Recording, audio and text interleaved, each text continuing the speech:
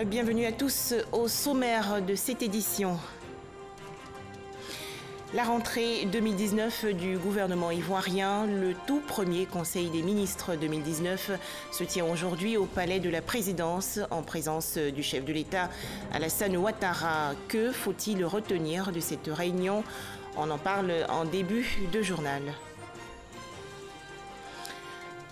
Des infrastructures routières pour renforcer la coopération entre la Côte d'Ivoire et le Japon. 105 milliards de francs CFA seront investis par l'État japonais pour la construction de 3 échangeurs dans le district d'Abidjan.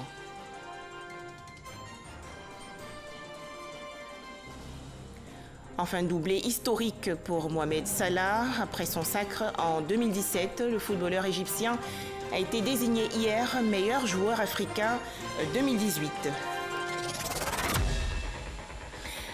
Bonjour à tous et merci de nous suivre. Premier Conseil des ministres 2019 donc en Côte d'Ivoire. Nous avons en direct Alexise Ouedraogo, journaliste au service politique. Bonjour Alexise, vous êtes au Palais de la Présidence. Quels sont les points qui pourraient être abordés lors de ce premier Conseil des ministres 2019 ? Bonjour Juliette, premier Conseil des ministres de cette année 2019 ici au Palais présidentiel du Plateau. Les ministres présents, gonflés à bloc par le chef de l'État pour relever un défi, celui de l'amélioration des qualités de vie des Ivoiriens. Le chef de l'État, Alassane Ouattara, l'a fermement indiqué lors de son adresse à la nation le 31 décembre dernier. Il s'agit aujourd'hui de mettre en œuvre des mesures durables mais surtout efficaces et immédiates au service des populations. Alors une enveloppe de 727 milliards de francs CFA devrait être débloquée pour couvrir pendant 2 années la mise en œuvre de ces programmes, parmi lesquels est bien le programme de l'électricité pour tous, celui de l'école obligatoire qui verra le recrutement exceptionnel de plus de 10 000 enseignants. Il y a aussi le programme de réhabilitation et de construction de résidences universitaires ainsi que des universités sur tout le pays, l'amélioration de l'accès à l'eau potable et sur le plan de la santé, eh bien, la généralisation de la couverture maladie universelle en cette année 2019. Autre élément clé, celui de l'industrialisation. Le chef de l'État a invité les jeunes à s'approprier ce secteur qui devrait être porteur de l'économie. Plus de précisions de ce Conseil des ministres dans nos prochaines éditions. Merci Alexise Ouedraogo. Mercredi 9 janvier 2019, le gouvernement ivoirien fait donc sa rentrée. En effet, le tout premier Conseil des ministres 2019 se tient aujourd'hui au Palais de la Présidence dans la commune du Plateau. Réunion présidée par le chef de l'État Alassane Ouattara. Des retrouvailles dans une bonne ambiance dans cette édition. Un extrait du message du président de la République lors de ce Conseil des ministres.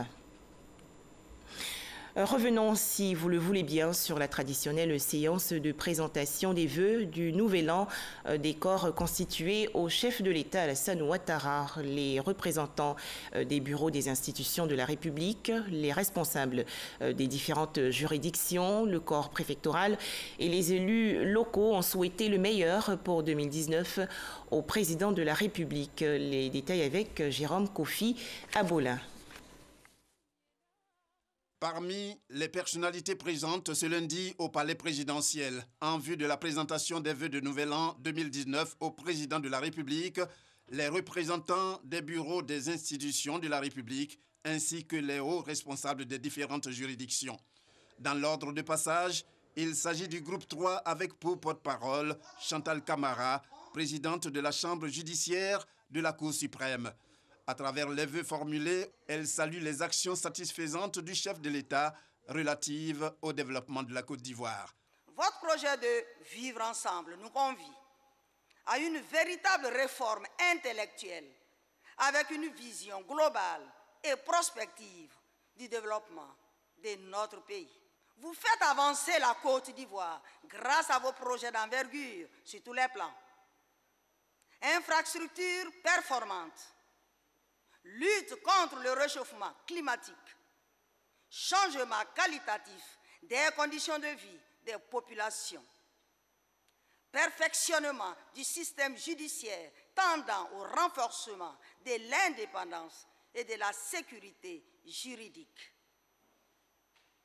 Notre progression économique est nette en Afrique et votre combat contre la corruption dans le cadre de la bonne gouvernance s'intensifie chaque jour avec la mise en place de cadres de protection des sachants.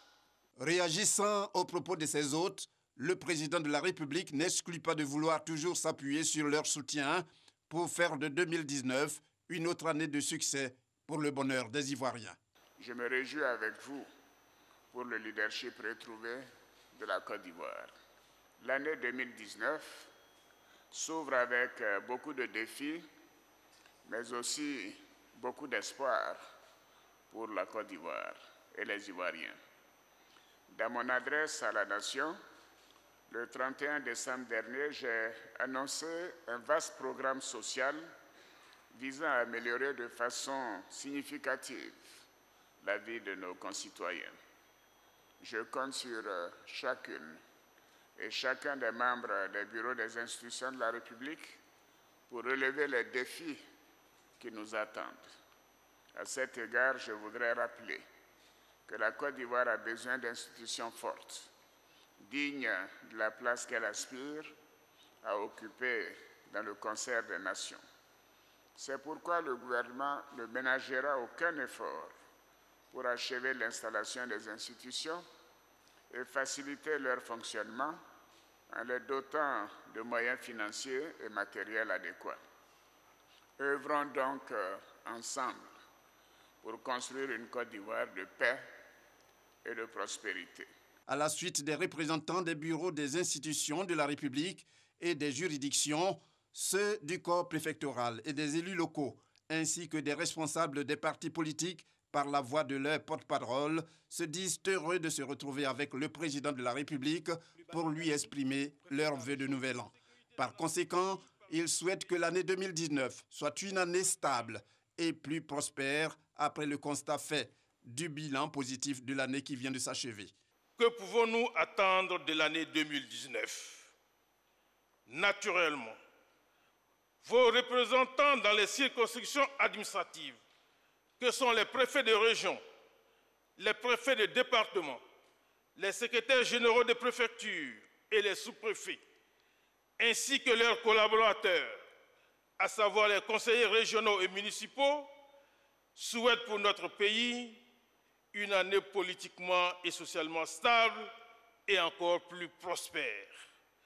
Excellence, Monsieur le Président de la République, sous votre leadership très éclairé, nous restons convaincus que cet espoir peut se traduire en réalité. Pour le président de la République, le succès de la Côte d'Ivoire ne peut se faire sans l'implication de toutes ses composantes, notamment les structures déconcentrées et décentralisées. J'accorde un intérêt particulier à votre rôle social et à votre mission de représentant de l'État, ainsi qu'à toutes les contraintes qui s'y attachent. Vous avez la délicate mission de sauvegarder l'image de l'administration à l'échelon local. Dans ce cadre, j'ai pris des mesures visant à l'amélioration de vos conditions de vie et de travail. L'objectif est de mettre à la disposition de l'État une administration déconcentrée, en appui aux collectivités décentralisées, en vue de concentrer nos efforts sur le renforcement de la paix et de la cohésion sociale. Au corps préfectoral et aux élus locaux, tout comme aux représentants des bureaux des institutions de la République et ceux des différentes juridictions des groupes 3 et 4, le président de la République, Alassane Ouattara, ne manque pas d'exprimer la même joie de les avoir rencontrés à cette même occasion. C'est à ce titre qu'il les invite à persévérer dans l'effort pour permettre à la Côte d'Ivoire d'aller toujours de l'avant et parvenir à l'émergence en 2020, conformément à ses vœux. Voilà, toutes ces personnalités visiblement heureuses d'être à cette cérémonie. Nous les écoutons. Je souhaite que 2019 soit plus prospère que 2018 et que les vœux du chef de l'État soient vraiment des vœux pour que nous puissions arriver en 2020 avec l'émergence. C'est la constance de Monsieur le Président de la République qui est le plus important. Il est pour son peuple, il veut toujours progresser dans le bien-être pour satisfaire les besoins de sa population. Au point où nous sommes aujourd'hui, la Côte d'Ivoire a décollé. Dans notre secteur des travaux publics et des infrastructures, tout va bien. Que l'année 2019 soit une année de continuation du succès. Que l'an 2019 soit vraiment l'année de la paix, de solidarité, de partage entre les Ivoiriens, pour que nous puissions construire, continuer de bâtir notre beau pays, la Côte d'Ivoire. Beaucoup de choses ont été réalisées, beaucoup de programmes ont démarré et nous avons besoin donc d'accélérer tout cela pour qu'à l'orée de 2020, nous puissions être un des pays émergents donc, de notre continent africain. Je voudrais souhaiter mes vœux les meilleurs pour la Côte d'Ivoire, mais également pour tout ce qui se passe, afin qu'en 2019, la Côte d'Ivoire connaisse encore davantage de progrès pour tous les Ivoiriens et pour l'ensemble de toute la population. Je voudrais donc souhaiter mes vœux à toute la population ivoirienne qui est cliente de la Poste, mais à tous les travailleurs de cette institution qui continuent de travailler pour relancer cette institution pilier du développement de notre pays. Que dans cette phase de décomposition politique de notre pays, que chacun soit animé par un discours de paix et un idéal de paix qui permettent de renforcer le tissu social, la cohésion sociale, pour que nous tous puissions travailler au développement de notre pays et à l'avenir de nos enfants. C'est des vœux de paix pour le pays tout entier, des vœux de bonheur et de prospérité afin que notre pays puisse poursuivre allègrement sa marche vers l'émergence en 2020.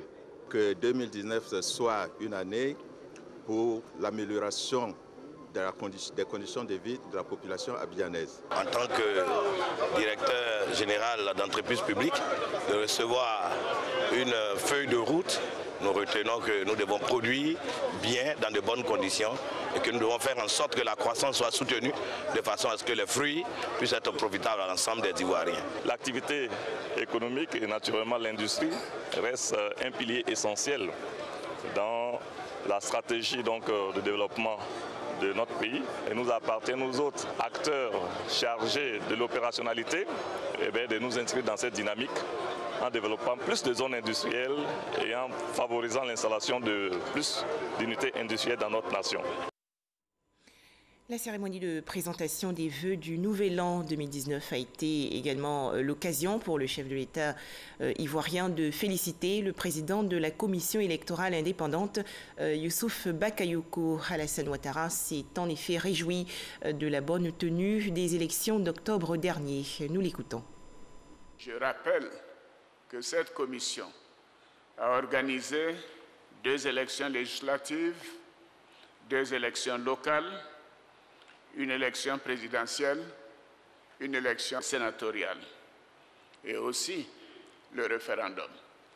Et globalement, ces 7 élections organisées par la commission électorale indépendante se sont bien passées. Donc je voudrais saisir cette opportunité pour féliciter le président de la commission électorale indépendante. Monsieur le Président, toutes mes félicitations. Vous faites notre fierté. Les guides religieux, rois et chefs traditionnels étaient également présents lors de cette cérémonie. Ils ont formulé des vœux de paix et de prospérité au président de la République, Alassane Ouattara, et à la nation ivoirienne, à Ouattouré. La paix, la réconciliation nationale et la cohésion sociale au cœur des échanges de vœux entre le président de la République Alassane Ouattara et les guides religieux, rois et chefs traditionnels.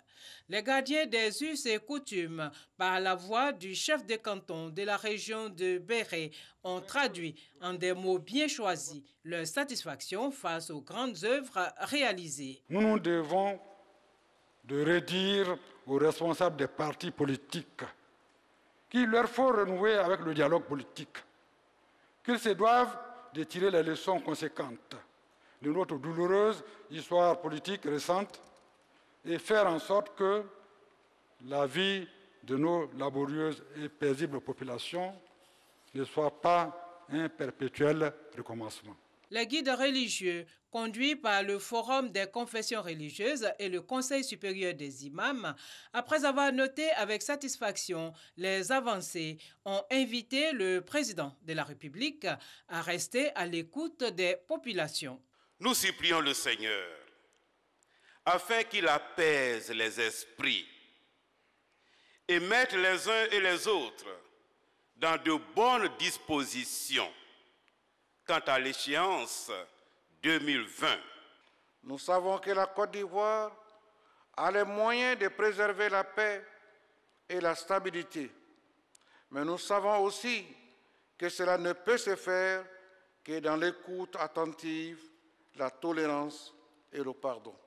En retour, le chef de l'État a dit être en phase avec les guides religieux, les rois et chefs traditionnels qui, pour lui, représentent un maillon essentiel de la réconciliation nationale. Il ne peut y avoir de développement durable sans paix véritable.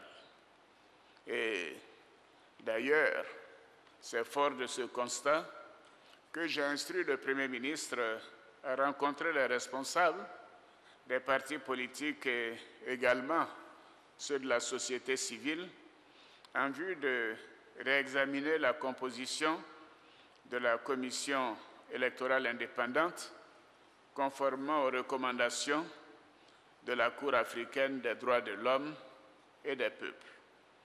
Mais je me dois de rappeler que la commission électorale actuelle est le fruit d'un large consensus. Face aux inquiétudes soulevées par la recomposition de l'environnement politique, le président de la République a tenu à rassurer ses concitoyens quant à la tenue d'élections apaisées et crédibles en 2020. Je suis confiant quant aux élections de 2020. J'entends beaucoup d'inquiétudes à ce sujet. Je peux vous dire que 2020 se passera bien, se passera très bien. Je vous en donne l'assurance. Voyez-vous, si 2015 s'est bien passé, pourquoi 2020 ne le serait pas? Je fais confiance aux Ivoiriens. Je fais confiance à nos institutions. Les élections de 2020 se passeront très bien. Le président Alassane Ouattara s'est aussi engagé à améliorer les conditions de vie des Ivoiriens à travers un programme social d'un montant de 727,5 milliards de francs CFA. Et à l'issue des échanges avec le président de la République, Alassane Ouattara, les guides religieux, rois et chefs traditionnels expriment leur satisfaction. Ce que le président Houphouët-Boigny n'a pas pu faire, il l'a fait pour la chefferie traditionnelle. C'est à nous maintenant de jouer notre rôle de médiateur, faire en sorte qu'il ne voit plus de guerre, de problèmes inutiles en Côte d'Ivoire. La paix que le président Alassane nous a appris, nous savons qu'il l'a appris aux côtés du président Félix Houphouët-Boigny, qui était notre père à tous. Et ensuite, il suit les mêmes traces. Nous sommes heureux. Les Ivoiriens sont fiers de lui. Et nous voulons que le Seigneur continue à l'entretenir, afin que la Côte d'Ivoire reste dans cette stabilité. Nous prions pour la Côte d'Ivoire, que la paix règne en Côte d'Ivoire, vivre 2019 pour notre président de la République. Vous savez, les élections qui arrivent, tout le monde a des inquiétudes, mais le président nous a rassurés pour dire qu'il n'aura rien. Nous avons confiance qu'il n'aura rien, mais en même temps, nous devons aider chaque jour que Dieu fait à préserver la paix dans nos régions, dans nos villages et au plan national pour que la Côte d'Ivoire puisse aller de l'avant. Nous avons entendu de très belles paroles du président de la République. Nous sommes venus lui souhaiter des vœux de nouvel an, de paix, de prospérité, de promotion et de bonheur. Mais nous partons tous satisfaits. Je suis vraiment satisfait et content pour le dernier mot que le président de la République a dit en disant que jusqu'à 2020, il n'y aura jamais de problème ici. Pas de difficultés, que le pays sera en paix. Nous sommes heureux, après avoir entendu le chef de l'État dans ce dernier discours à l'occasion de la présentation des vœux, cela nous a beaucoup rassurés. En tout cas, paix pour la Côte d'Ivoire, paix pour les habitants de ce pays et bonne et heureuse année 2019. À travers son discours, on a compris qu'il voulait que les Ivoiriens se mettent ensemble. On a compris qu'il ne voulait pas du tout qu'il y ait des problèmes. On a compris qu'il voulait que la Côte d'Ivoire soit en paix aujourd'hui et soit en paix demain. Nous devons faire l'effort, malgré les difficultés, de consolider cette unité et de la préserver. Nous avons seulement le pays comme notre trésor et nous avons le devoir de protéger ce pays. Nous, en tant que religieux, nous ne faisons pas la politique, mais nous prions beaucoup pour la paix dans ce pays. Je demande au Tout-Puissant de veiller sur notre cher président de la République, de lui donner la santé de faire toutes les ressources nécessaires pour diriger ce pays-là dans la paix. Dans l'actualité nationale, à retenir aussi l'ouverture aujourd'hui des États généraux de la jeunesse. Les travaux se tiennent au Palais de la Culture dans la commune de Trècheville. Des partenaires techniques et financiers, des structures du secteur privé vont présenter leur politique d'insertion des jeunes. Un tout autre sujet à présent, la Côte d'Ivoire et le Japon renforcent leurs relations. En effet, ces deux pays ont signé hier un accord relatif à la phase 2 du projet d'aménagement de l'échangeur d'amitié ivoiro-japonaise. Il s'agit d'un accord de don d'une valeur de plus de 25 milliards de francs CFA. Il faut également préciser que le Japon a accordé un prêt d'un montant de 80 milliards de francs CFA pour la réalisation de 3 infrastructures routières dans le district d'Abidjan. Les précisions de Jean-Louis Gbangbo. C'est une enveloppe globale de plus de 105 milliards de francs CFA que le Japon met à la disposition de la Côte d'Ivoire pour le renforcement de ses infrastructures routières. Un don de 25 milliards 135 millions de francs CFA pour ajouter un 3e passage supplémentaire en hauteur sur l'échangeur de l'amitié ivoiro-japonaise en cours de construction au carrefour Solibra. Et un prêt de 80 milliards 685 millions de francs CFA pour la construction de 3 échangeurs sur le boulevard François Mitterrand à Cocody. Le lord de la ville d'Abidjan, en tant qu'hub de l'Afrique de l'Ouest, sera encore renforcé, aussi bien que l'activité économique de la ville deviendra plus dynamique. L'amélioration des infrastructures de transport est l'un des éléments essentiels. J'aimerais souligner que la haute technologie japonaise sera utilisée dans l'exécution de ces 2 projets, donnant lieu au transfert de technologie. Les gouvernements japonais et ivoiriens se sont félicités de ces 2 nouveaux actes de coopération qui contribueront à renforcer aussi bien la coopération ivoiro-japonaise que le bien-être des populations ivoiriennes. Le gouvernement ivoirien se félicite de la signature de ces échanges de notes pour doter Abidjan d'infrastructures de qualité lui permettant de répondre à sa double vocation de belle ville moderne et de grande métropole économique. Telle est l'ambition du président de la République qui voudrait voir la capitale économique refléter sa volonté de faire compter la Côte d'Ivoire au nombre des nations émergentes. Ces financements viennent s'ajouter à une longue liste d'appuis du gouvernement japonais pour accompagner la Côte d'Ivoire dans ses efforts de développement. Le partenaire nippon a notamment octroyé en 2018 3 appuis sous forme de dons d'un montant global d'environ 2,5 milliards de francs CFA. La forêt fortement menacée de disparition en Côte d'Ivoire. Le couvert forestier estimé à 16 millions d'hectares dans les années 1900 est aujourd'hui réduit à environ 2,5 millions d'hectares. Plusieurs causes, notamment les défrichements illégaux, l'orpaillage et la vente illicite des forêts classées. Le reportage qui va suivre s'intéresse justement à ce 3e fléau. On en parle avec Jean-Louis Gbangbo. Ils viennent fraîchement d'être interpellés. Ces 4 individus spécialisés dans la vente de forêts classées sont tombés dans les mailles du service du contrôle forestier. Dans les locaux de la SODEFOR où ils ont été conduits avant leur déferment au parquet, l'heure est aux explications. Monsieur Zeba m'a appelé, il me dit que non, il y a des gens qui viennent, qui veulent 10 hectares. Dès qu'on arrive, ils vont nous donner l'argent là. C'est vrai, c'est une forêt classée, mais le jeune qui allait nous montrer là, il dit depuis fort, ils ont donné ça à son papa. L'interpellation de cette bande est la conclusion de l'opération Toile d'araignée, nom de code de la mission d'enquête menée par la SODEFOR dans la forêt classée de Yaya à Alépé. Ce matin, revue de troupes par le lieutenant Landry Maï, chef du service contrôle forestier à la SODEFOR. Son équipe s'apprête à retourner dans la forêt classée de Yaya où les faussaires ont été appréhendés. C'est le sergent-chef Marc Yaoundri qui a dirigé cette mission. Il y a ceux qui vendent les forêts, il y a ceux qui les achètent, il y a également l'orpaillage qui se déroule dans les forêts classées. Et ces personnes-là, c'est leur gagne-pain. Donc ils font tout de leur côté pour pouvoir quand même se protéger. Et souvent, ils sont armés. Principale mission de la SODEFOR, lutter contre le braconnage et protéger le couvert forestier ivoirien, particulièrement celui des forêts classées. Le département d'Alépé en possède 7, dont la forêt classée de Yaya, gérée par l'unité de gestion forestière de Nzodji. Avant le terrain, le chef du service du contrôle forestier prend le pôle de la situation avec les premiers responsables de cette unité. Depuis 2 ans, 3 ans, nous avons des difficultés. Nous sommes assaillis de partout. Les gens déversent des jeunes de 15 ans, de 20 ans dans la forêt. Ils défrichent à tout bout de champ. Ils plantent leur cacao, des tout petits plants. À vue d'œil même, vous n'arrivez pas à distinguer des herbes de partout. Sur les 23 879 hectares que compte la forêt classée de Yaya, ce sont plus de 4 000 hectares qui ont été détruits. L'opération du service contrôle était de mettre la main sur une des têtes de ce réseau. Les agents se sont fait passer pour des acheteurs de parcelles pour vous montrer au moins les défrichements qui sont faits en forêt classée. C'est un phénomène vraiment récurrent et c'est un fléau. Direction, la forêt classée de Yaya, à une quarantaine de kilomètres d'Alépé.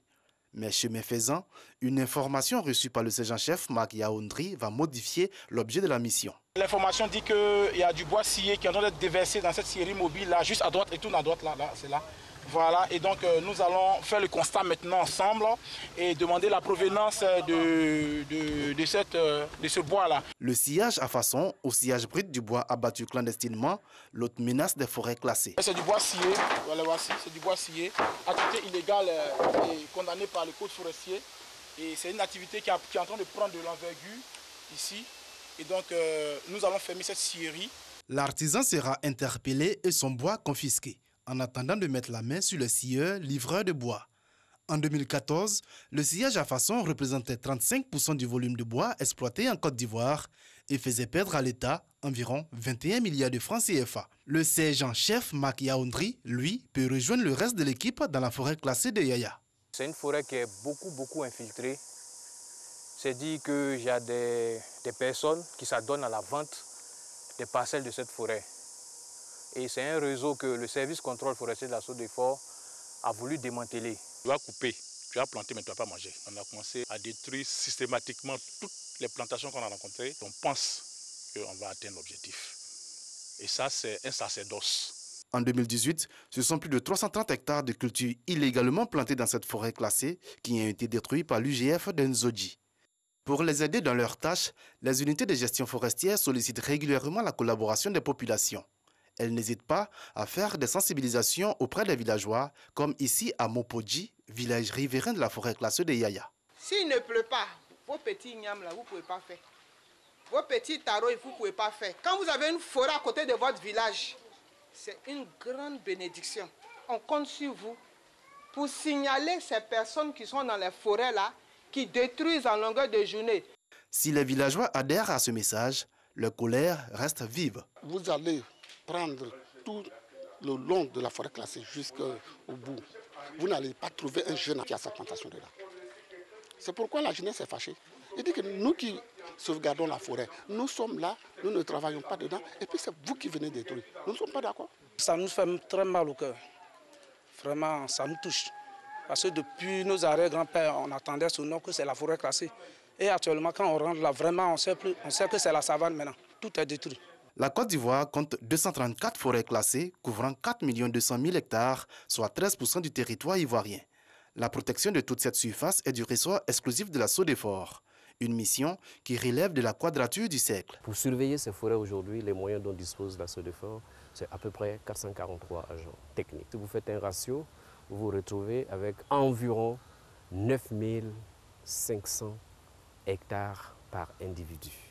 9 500 hectares, c'est l'équivalent de 13 500 terrains de football qu'un agent de la SODEFOR devrait surveiller et protéger.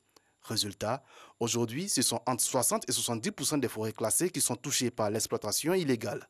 Pour pouvoir essayer de relever ces différents défis qui se posent à nous, c'est d'abord le partenariat. Quand je parle de partenariat, c'est le partenariat avec les populations riveraines, c'est le partenariat avec tous les acteurs qui se sentent concernés par la forêt, qui peuvent nous informer pour nous permettre d'être efficaces dans nos interventions. C'est la synergie de ces différentes actions qui vont nous permettre de pouvoir débusquer toutes ces personnes qui continuent nuitamment ou alors de jour à pouvoir abusivement se servir de notre forêt. C'est cette collaboration des populations qui a assuré le succès de l'opération Toile d'araignée, celle qui a permis de mettre hors d'état de nuire ces 4 vendeurs de forêts classés. Ils risquent, selon les dispositions du Code forestier, un emprisonnement de 4 mois à 3 ans et une amende de 250 000 à 5 millions de francs CFA. Sport, football, deuxième sacre consécutif pour Mohamed Salah. Le joueur égyptien du Liverpool FC, déjà vainqueur en 2017, a été désigné hier meilleur joueur africain de l'année 2018. C'était lors d'une cérémonie organisée à Dakar au Sénégal par la Confédération africaine de football. Rappelons que l'Égypte a été désignée hier également pays organisateur de la Coupe d'Afrique des Nations 2019. Une décision du comité exécutif de la Confédération africaine de football. Je vous l'annonçais dans les titres, le gouvernement ivoirien a fait sa rentrée 2019 avec ce tout premier Conseil des ministres présidé aujourd'hui par le chef de l'État Alassane Ouattara. Suivons ensemble un extrait de son message. Comme j'ai eu l'indiqué au cours de la présentation des vœux avec les corps constitués de la nation, la stabilité et la sécurité pour tous doivent être un préalable à la poursuite de l'œuvre de développement engagée depuis 2011. C'est pourquoi nous ne ménagerons aucun effort pour garantir cette paix. À cet égard, nous devons, au cours de l'année 2019, poursuivre les réformes institutionnelles en vue de renforcer la démocratie dans notre pays. Nous devons également continuer les réformes dans les secteurs de la sécurité et de la justice et consolider l'efficacité de l'action gouvernementale. Le bilan de l'action gouvernementale au terme de l'année 2018 a montré des avancées significatives qui ont contribué au rayonnement de la Côte d'Ivoire et à la consolidation de son positionnement stratégique dans le concert des nations. Des progrès ont également été enregistrés par notre pays au cours des 12 derniers mois, au plan économique et social, ainsi qu'en matière de réformes structurelles et de développement des infrastructures. Ces résultats sont le fruit des efforts conjugués d'une équipe gouvernementale déterminée et au travail. Merci de nous avoir suivis.